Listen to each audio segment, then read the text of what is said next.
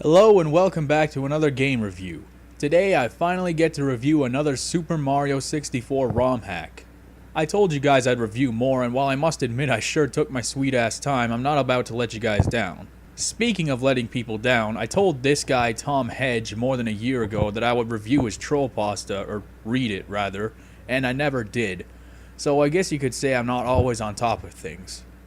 You know what, Tom Hedge? I'm gonna read it this weekend. And I realize you may have forgotten about this comment, but damn it, I'm a man of my word and I'm gonna read it. But just not today, because today's video is on Super Mario 64 The Missing Stars. The first thing I noticed is the title screen. Instead of having the same old Mario face, you get a screen that's basically just stars all over the place. It's got kind of a less is more feel about it. Also, the title music is from Mario Galaxy.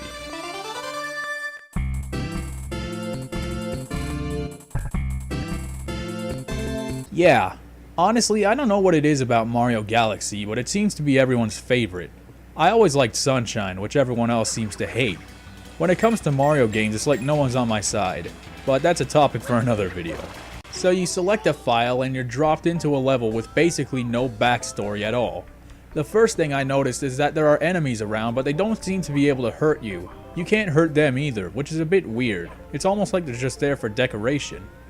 Eventually, you'll find Princess Peach just standing around, minding her own business. If you talk to her, she says, "What a horrible thing. I wonder if Bowser had anything to do with it this time." Now, I don't know what horrible thing she's talking about, because as far as I can tell, they're just out in the field on a bright sunny day and the enemies can't hurt you. I would think that'd be a good thing. So in case you couldn't tell, the game isn't like a traditional Mario 64 ROM hack. In most of them, you enter through a pipe or a door and then select a mission, but in this game, the first few levels, if you can call them that, seem to just be large stretches of land with pathways that lead to other large stretches of land. It's mostly large green grassy fields with some buildings around or some intricate platforming sequence. And it's weird because sometimes it almost looks like some kind of test room, a large square of land with random artifacts sprawled all over the place. From a gameplay perspective, it's really not that big of a deal, but the aesthetic gets pretty old quick. Fortunately, you start to see more variety as you explore further. I guess the idea is that the grassy areas are supposed to be the overworld. Speaking of which, whenever you enter into a different room, there's a counter at the bottom left corner that tells you how many stars are in that particular room and how many you have, which is great because it really helps to keep track of your progress, so you'll know if there's more to do in the level or not. And while we're on the topic of the overworld, I should probably mention that the game appears to have a night-day system, which is pretty cool because certain aspects of the level change to suit the time of day. There are certain things you can only do at night and other things that only work during the day. Although I should probably mention that at nighttime the enemies can actually hurt you. And not only can they hurt you, but they can fuck you up real bad. Remember the Goombas from the original Super Mario 64 and how they were easy to dodge and they only did like 1 damage? In this game, they're fast as shit and they take like 3 health at a time. What about the bombs? Well, they're even faster and they take half your health. Yeah, you don't want to be walking around this neighborhood at this time of night. It's just a really shit neighborhood. You know, that reminds me, where does this thing take place anyway? My first instinct is to say that it's somewhere in the jurisdiction of the Mushroom Kingdom, but that's just because it's a Mario game. Is it maybe like the Mushroom Kingdom suburbs or something? Who knows? By the way, on the topic of gameplay, as you can imagine, the mechanics are identical to the original in every way. The levels themselves offer some pretty basic challenges of jumping and flying or whatever else you do in Super Mario 64. Now, for what it's worth, it's fun. It'd be nice if the levels were a little more complex, but it is what it is. But I should probably mention that the game isn't that long in the end. There are only 38 stars to collect, so it won't require a massive investment of time. Honestly, it's just another fun new challenge in the Super Mario 64 universe. That's not to say it's perfect. Check out this middle finger glitch that I found.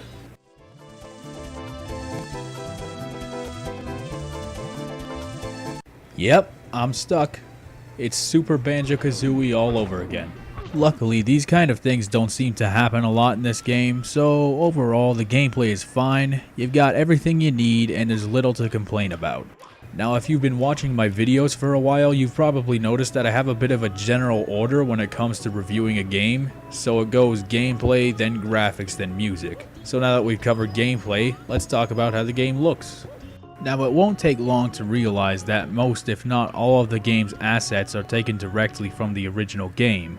All the textures, the models for the enemies, the mushrooms, the pipes, it's all the same. It's not a genuine problem or anything like that. It's not like the graphics are inexcusably bad either. Honestly, they're as good as they need to be.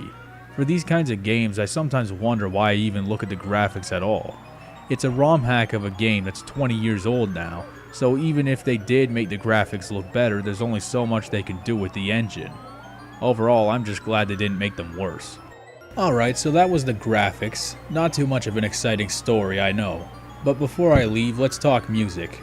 Now, there are a few times the game recycles music from the original, which is to be expected, but for the most part the music is taken from other games. Like in this room, it just plays Zelda's Lullaby on a loop.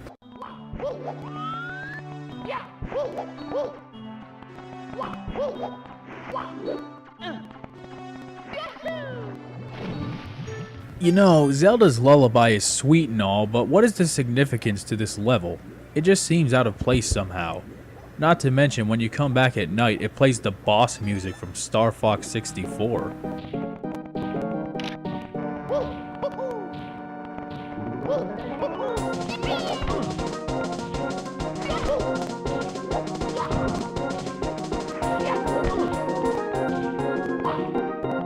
Alright, again, I fucking love Star Fox 64 music, but what's the significance?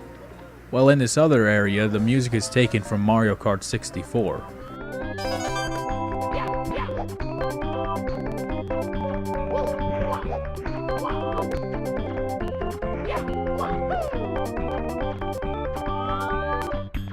Now that works much better because it's a very upbeat and happy tune, which makes it a better match for the scenery.